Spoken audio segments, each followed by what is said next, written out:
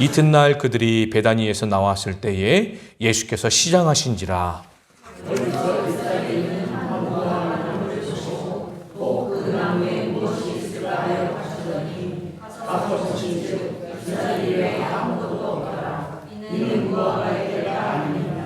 예수께서 나무에게 말씀하여 이르시되 이제부터 영원토록 사람이 내게서 열매를 따먹지 못하리라 하시니 제자들이 이를 듣더라.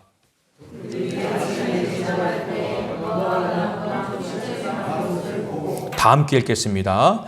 베드로가 생각이 나서 여짜오되 라비어 보소서 저주하신 무화과 나무가 말랐나이다. 아멘. 이는 하나님의 말씀입니다. 오늘은 열매 없는 무화과 나무라는 제목을 가지고 하나님 말씀 전하도록 하겠습니다. 이 말씀을 준비하면서 우리 성도님들에게 혹여나 어렵지 않을까 하는 생각도 좀 가져보게 되었습니다. 제가 이제 말씀을 전하면서 답답한 마음 중에 하나가 뭐냐면 이렇게 말씀을 준비하면 하나님께서 주신 마음의 감동이 크거든요. 그런데 그 감동을 이렇게 말로서 풀어서 설명하는 게 시원시원하게 나오지가 않습니다. 제가 말 주변이 없다 보니까 성도님들에게 하나님께 주신 감동을 이렇게 말로 설명하기가 참 힘든 것 때문에 참 답답하더라고요. 그래도 우리 성도님 좀 이해해 주시고 또 목사가 뭘 말하려고 하는 건지 또 이 말씀을 통해서 하나님의 은혜를 나누고 싶습니다. 혹여나 우리 성도님들께서 잘 들으시면서 이해가 안 되거나 혹은 궁금한 거 있으면 예배 끝나고도 언제든지 환영합니다. 저에게 하셔서 물어보시고 질문하셔서 모르고 잘 이해가 안 되는데 그냥 넘어가지 마시고 하나님 말씀을 꼭 이해하시고 그리고 그렇게 넘어가시면 좋겠습니다. 그러니까 언제든지 질문 환영합니다. 그러니까 언제든지 와셔서 물어보세요. 자, 오늘 내용은 이렇습니다. 우리 예수님께서 우리 지난주 말씀 기억나시죠? 십자가의 고난을 앞두고 일주일 전에 예루살렘을 입성하셨습니다. 많은 환호 속에서 이렇게 들어가시고 난 다음에 제자들과 함께 다시 예루살렘 나오셔서 베다니에서 하루를 묵으셨죠. 그리고 난 다음에 다시 예수님께서 예루살렘으로 들어가시는 길이셨습니다. 근데 예수님께서 배가 고픈 나머지 무화과 나무의 열매로 이렇게 배고픔을 해결하시라고 하셨습니다.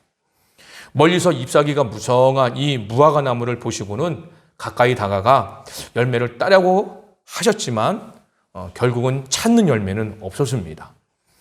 열매가 없었던 이유는 성경에 보니까 아직 열매를 맺을 때가 아니다라고 이렇게 말을 하지요. 그런데 예수님은 무화과 나무를 향해서 이렇게 말씀하셨습니다. 14절에 보면 이제부터 영원토록 사람이 내게서 열매를 따먹지 못하리라 이렇게 말씀하셨어요. 그리고 난 다음에 예루살렘에 들어가셨죠. 그리고 다시 밖에 나왔다가 하루가 지나고 예수님의 일행이 그 무화과 나무 옆으로 이렇게 지나가는 길이었습니다. 그런데 베드로가 딱 보니까 예수님께서 이 말씀하셨던 무화과가 어떻게 해요? 말라 죽은 것을 보았지요.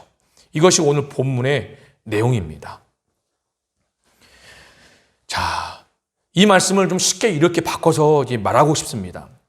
우리 예수님께서 이제 제주도 어디 한 곳에 묵으시고 이제 지나가시다가 배가 고프셨다는 거예요.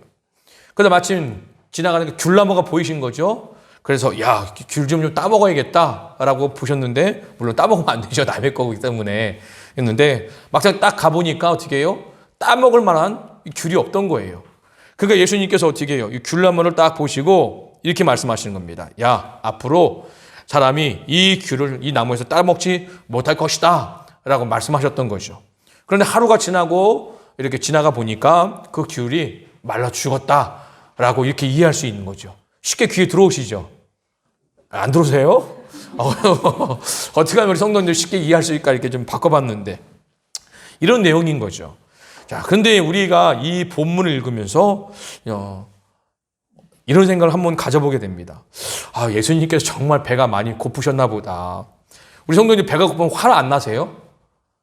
저는 화 나요. 배가 고프면 화나갖고 이 아내가 이렇게 배가 고픈데 밥도 안 주고 밥 시간 지나갔는데 밥 먹으라고 부르지도 않고 이런 생각하면 화가 막 나요. 그러다가 우리 아이들이 자기들끼리만 몰래 막 야금야금 먹어요. 그러면 뭐라면 니들만 먹어 아빠는 주지도 않고 이건 못돼 처먹었네 하면서 다혜씨 너희들 용돈도 없어 막 이렇게 화나는 경우가 있거든요.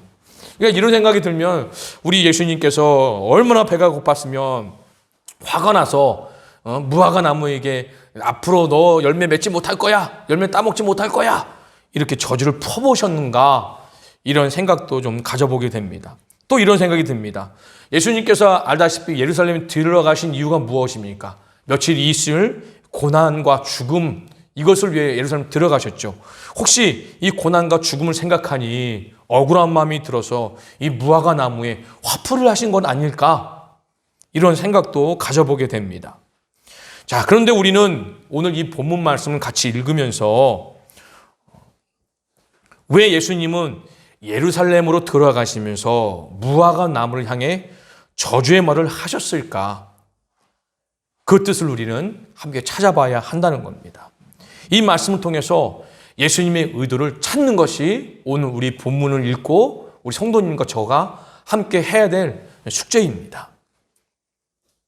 우리 예수님께서 오늘 본문에 보여주신 이 행동은 너무 배가 고파서도, 그리고 예루살렘에서 당할 고난과 죽음 때문에 무화과 나무에 화풀이하는 것도 아니라는 겁니다.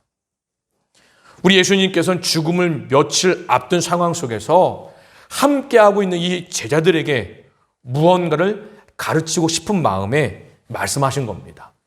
특별히 죽음을 앞둔 예수님의 이 행동과 이 말씀은요, 제자들에게 유언과 같은 의미가 있다는 겁니다. 그러니까 뭐예요? 앞으로 예수님 더 이상 볼 수 없는 제자들에게 마음속에 새겨놓을 수 있는 그런 가르침을 주고자 예수님은 이 무화과 나무 앞에 서셨다는 거죠. 자, 그렇다면 우리가 이 예수님께 하신 이 말씀을 이해하기 위해서는 예수님께서 예루살렘에 입성하던 날 있었던 한 사건을 우리는 생각해 보아야 한다는 겁니다. 마가복음에 기록되어 있지 않지만 누가복음 19장 41절에 44절 말씀에 보면 예루살렘에 입성하시던 날 예수님께서 한 행동을 하신 사건이 있습니다. 자, 같이 한번 볼게요. 앞에 화면을 보시겠습니다. 41절에 보면 이런 말씀이 있죠. 가까이 오사 성을 보시고 우시며, 여기 성은 예루살렘 성입니다. 이르시되 너도 오늘 평화에 관한 일을 알았더라면 좋을 뻔하였거니와 지금 내 눈에 숨겨졌도다. 날이 이를지라 내 원수들이 토둔을 쌓고 너를 둘러 사면으로 가두고 또 너와 및 그 가운데 있는 내 자식들을 땅에 메어치며 돌 하나도 돌 위에 남기지 아니하리니 이는 내가 보살핌 받는 나를 알지 못함을 인함이라 하시니라. 이렇게 말씀하고 있습니다. 이 말씀이 무슨 말씀입니까? 예수님께서 마지막까지 예수님을 믿지 않고 배척한 이 예루살렘에 큰 심판을 받게 될 것이다, 예언한 말씀이죠. 실제로 AD 70년경 로마에 의해 예루살렘은 완전히 무너지고 멸망하게 됩니다. 그러니까 예수님께서 예루살렘 입성할 때 이런 사건도 있었다는 거죠. 그리고 난 다음에 2일 후에 예수님은 제자들과 베다니에 가셔서 하루를 묵으시고, 그리고 난 다음에 다시 이튿날에 예수님께서 예루살렘으로 다시 들어가시면서 예수님은 열매가 없는 이 무화과 나무 향해서 저주의 말씀을 하신 거라는 겁니다. 그러니까 예수님께서 이 무화과 나무에게 하신 이 행동은 예루살렘으로 바라보시면서 우시는 것과 아주 관련이 깊다는 거죠. 그러면 왜 그런 것인가? 말씀을 찾아보면서 하나하나 우리 한번 생각해 보도록 하겠습니다. 자, 먼저 오늘 우리가 읽었던 말씀을 이해하기 위해서는 이 무화과 나무가 이스라엘에서는 어떤 의미이고 무엇을 비유로 말하는지 우리는 그거를 알아야 합니다. 자, 호세아서 9장 10절 말씀입니다. 한번 다 같이 읽어보겠습니다. 시작. 옛적에 내가 이스라엘을 만나기를 광야에서 포도를 만난같이 하였으며 너희 조상들을 보기를 무화과 나무에서 처음 맺힌 첫 열매를 본같이 하였거늘 그들이 바알볼에 가서 부끄러운 우상에게 몸을 드림으로 저희가 사랑하는 우상같이 가증하였었도다. 아멘. 말씀을 읽고 난 다음에 다 같이 아멘. 자, 이 말씀의 중요한 것은 뭐냐면 내가 누구죠? 하나님을 말하는 거죠. 이스라엘을 만나기를 광야에서 포도를 만난같이 하였다니까 이스라엘을 뭘로 비유하고 있죠? 포도를 비유하고 있죠. 그리고 너희 조상들을 말할 때 그 조상들은 누굴까요? 이스라엘 얘기한 거죠. 또 이스라엘을 보기를 뭐같이? 무화과 나무에서 처음 맺힌 첫 열매를 본같이 이렇게 얘기를 하고 있죠. 그러니까 오늘 호세아서 9장 10절 말씀에서 보면 뭐예요? 이스라엘은 뭘로 비유하고 있습니까? 포도 혹은 무화과 나무의 열매로 이렇게 표현하고 있다는 겁니다. 그러니까 이 말씀 속에서 우리가 알 수 있는 것은 성경에서 포도나 무화과 나무를 뭘로 표현하고 있다? 하나님이 선택한 백성 이스라엘 민족을 말하고 있다라고 우리는 쉽게 알 수 있다는 거죠.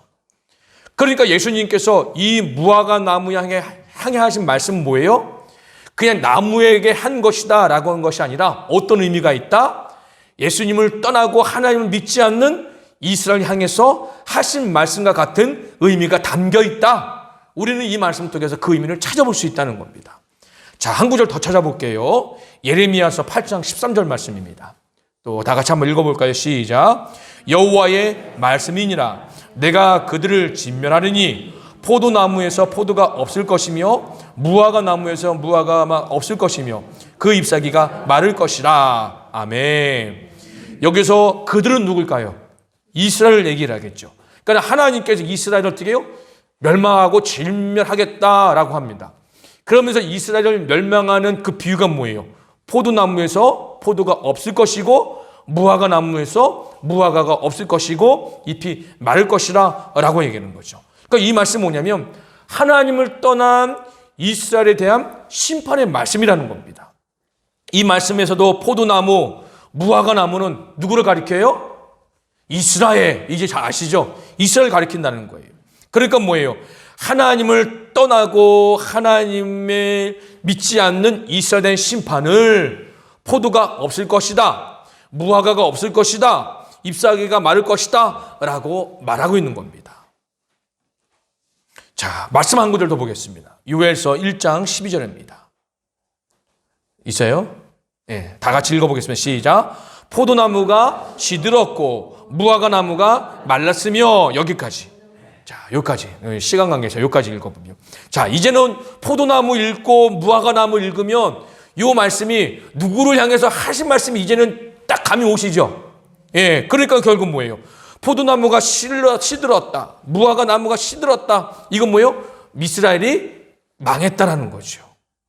왜요? 하나님을 떠났기 때문에 이 민족이 어떻게 해요? 심판을 받은 것을 얘기를 하는 겁니다. 그러니까 다시 오늘 마가복음 말씀에 돌아오면 우리 예수님께서 아침에 시장하시다가 가다가 무화과 나무를 보하셨는데 무화과 나무가 열매가 없는 것 때문에 화가 나셔서 화풀이 대상으로 무화과 나무를 저주한 것이 아니라 그 전날 예루살렘에서 우셨죠. 왜 우셨습니까? 하나님을 믿지 않는 이 백성들의 앞으로 70년 후에 이 예루살렘이 와르르 무너진 것을 예수님이 아셔서 우셨던 거예요. 그러면서 그 이튿날은 뭐예요? 함께 예루살렘 들어가면서 제자들에게 어떻게 해요? 뭔가를 가르쳐 주시려고 했는데 그것이 뭐예요? 대상이 무화과 나무였다는 겁니다. 이 무화과 나무는 뭘 의미한다? 이스라엘을 의미한다. 이걸 우리가 알 수 있다는 거죠. 그렇기 때문에 예수님께서 이 무화과 나무에게 하신 이 저주, 이 말씀은 뭐냐면 이스라엘의 심판과 관련이 있다라는 것을 우리는 이제 짐작할 수 있다는 겁니다. 알다시피 우리 성도님들, 예수님께서 예루살렘에 입성하신 이유가 무엇입니까? 이들의 왕이 되시고자? 아니죠. 지금 로마로 압제로부터 당하고 있는 이스라엘을 회복시키고자, 해방시키고자 예루살렘에 입성한 것이 아닙니다. 바로 우리 예수님은 우리의 구원을 위해서 십자가 길을 위해서 예루살렘으로 들어가신 거죠. 우리 예수님께서 십자가의 길을 가셔야 하는 이유가 무엇입니까? 누가복음이 이렇게 말합니다. 자, 누가복음 13장 6절에 7절 말씀입니다. 자, 보셨죠? 자, 제가 읽겠습니다. 이에 비유로 말씀하시되 한 사람이 포도원에 무화과 나무를 심은 것이 있더니 와서 그 열매를 구하였으나 얻지 못한지라. 포도원 지기에 이르되 내가 3년을 와서 이 무화과 나무에서 열매를 구하되 얻지 못하니 찍어버리라. 어찌 땅만 버리겠느냐? 버리게 하겠느냐? 이렇게 말씀하고 있습니다. 이 비유의 말씀의 3년은 뭘까요? 예수님의 공생의 기간이라는 겁니다. 즉 성부 하나님께서 예수님의 공생의 기간 중 하나님을 떠난 이스라엘이 돌아와 열매를 맺기를 원하신 거예요. 그런데 어떻게 해요? 예수님의 공생이 끝나고 십자가의 길을 가기 전까지도 이 이스라엘은 어떻게 해요? 열매를 맺을 수 없었죠. 그러니까 뭐예요? 포도원 지기가 뭐예요? 잘라버려라. 이렇게 얘기를 하는 거죠. 그런데 알다시피 우리 예수님께서도 하나님의 뜻에 따라 공생애를 시작하면서 이렇게 말씀하셨습니다. 누가복음 3장 8절 9절입니다. 자, 말씀 보면 이렇습니다. 그러므로 회개에 합당한 열매를 맺고 속으로 아브라함이 우리 조상이라 말하지 말라. 내가 너희에게 이르노니 하나님이 능히 이 돌들로도 아브라함의 자손이 되게 하시리라. 이미 도끼가 나무 뿌리에 놓여 있으니 좋은 열매를 맺지 아니하는 나무마다 찍어 불에 던져지리라. 이 말씀하시면서 예수님께서 공생애를 시작하셨습니다. 그러니까 예수님께서 이 땅에 오셔서 공생애 동안에 이스라엘 백성들에게 원하시는 건 뭐예요? 하나님이 원하시는 열매를 맺기를 원하시는 거죠. 그래서 예수님께서는 이 공생을 시작하면서 어떻게 해요? 가르치시고 전파하시고 이 고치는 씻는 사역을 통해서 하나님을 떠난 이스라엘이 하나님께 돌아와 열매를 맺기를 원하셨다는 거예요. 그런데 3년이 지나도 이스라엘은 뭐예요? 예수님을 믿지 않았습니다. 도리어 예수님을 배척했지요. 예수님 말씀에 귀 기울이지 않았습니다.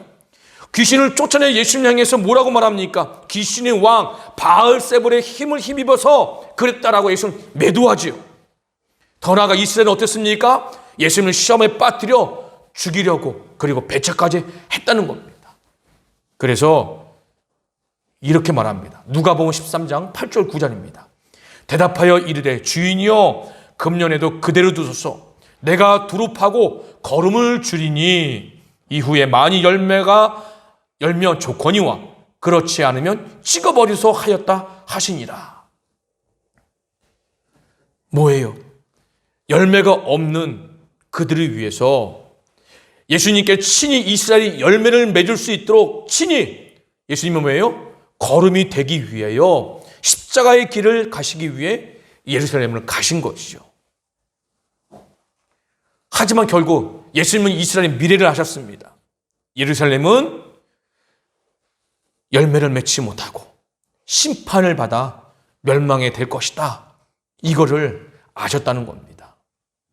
이걸 아셨기에 예수님은 예루살렘 성을 바라보시면서 우셨고 또 하나님의 마음을 제자들에게 전하기 위해서 무화과 나무의 이 마름을 통해서 가르침을 주신 거라는 거죠. 우리는 또 이런 질문을 할 수 있습니다. 그렇다면 우리가 어떻게 열매를 맺을 수 있겠습니까? 잎이 풍성한 이 무화과 나무가 아니라 열매를 맺을 수 있는 그런 무화과 나무가 될 수 있을까요? 라고 물어볼 수 있겠죠. 요한복음 15장 5절 말씀입니다. 이렇게 말합니다. 다 같이 읽어보겠습니다. 시작. 나는 포도나무요 너희는 가지라. 그가 내 안에 내가 그 안에 거하면 사람이 열매를 많이 맺나니 나를 떠나서는 너희가 아무것도 할 수 없음이라 라고 말합니다. 결국은 뭐예요? 어떻게 열매를 맺을 수 있습니까? 예수님이 내 안에 있는 것처럼 나도 누구 안에 예수님 안에 거할 때에 열매를 맺을 수 있는데 이스라엘은 이거를 하지 못했다는 거죠.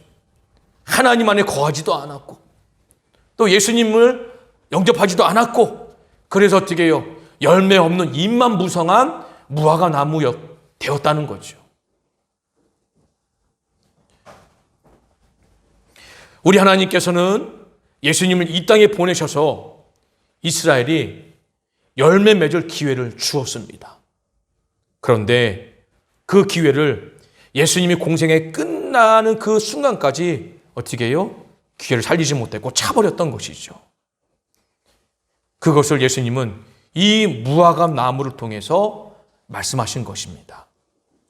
예수님은 이스라엘 지금 상황을 무화과 나무를 통해서 어떻게 해요? 말씀하신 거죠. 마찬가지입니다. 우리 예수님께서 우리 귀한 성도님들에게 원하는 건 뭘까요? 잎만 번질 무성한 나무? 아니죠.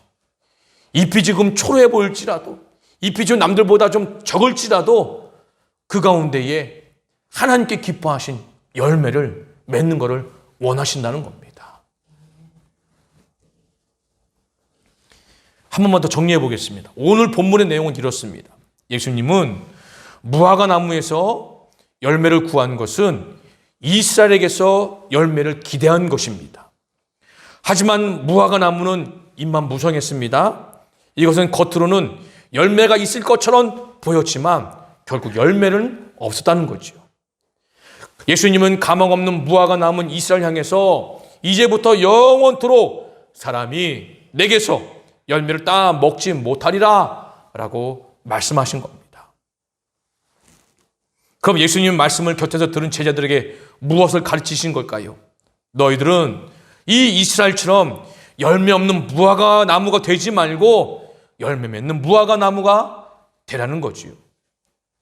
열매 맺는 유일한 방법은 내가 예수님 안에, 예수님 내 안에 거하는 것이다. 이것을 가르쳐 주고 있는 겁니다. 자, 그러면 우리는 또 한 가지 더 이렇게 질문할 수 있어요. 그렇다면 예수님 안에 거하면 맺는 열매, 그 열매는 무엇일까요? 이렇게 궁금할 수 있겠죠. 이거는 다음 시간에 하도록 하겠습니다. 본문 다음 시간에 이어집니다. 자, 오늘 설교는 한 편이 아니라 두 편의 설교인데 오늘 하기에는 시간이 너무 긴 것 같아서 반으로 좀 나눴습니다. 혹시 그렇다면 우리가 예수님 안에 거하면 맺는 열매 무엇일까? 궁금하신 분은 다음 주 주일날 이 자리에서 함께 마음을 예배드리면 될 것 같습니다. 자, 오늘 본문의 내용 이해되시죠? 그렇다면 우리가 이번 주에 생각할 게 무엇이겠습니까? 나는 그렇다면 예수님 안에서 신앙의 열매를 맺었는가? 아니면 열매는 없고 잎만 무성한 채 남아있는 하나의 무화과 나무, 제주도 말하면 귤나무에 그냥 그런 모습이 있는가? 한번 생각해보면서 일주일 동안에 나는 예수님 믿으면서 예수 안에서 맺은 열매가 무엇인지 생각해보고 그 열매 맺는 나는 어떤 사람인가? 이걸 한번 생각해 봤으면 좋겠습니다. 다 같이 자리에 일어나시겠습니다.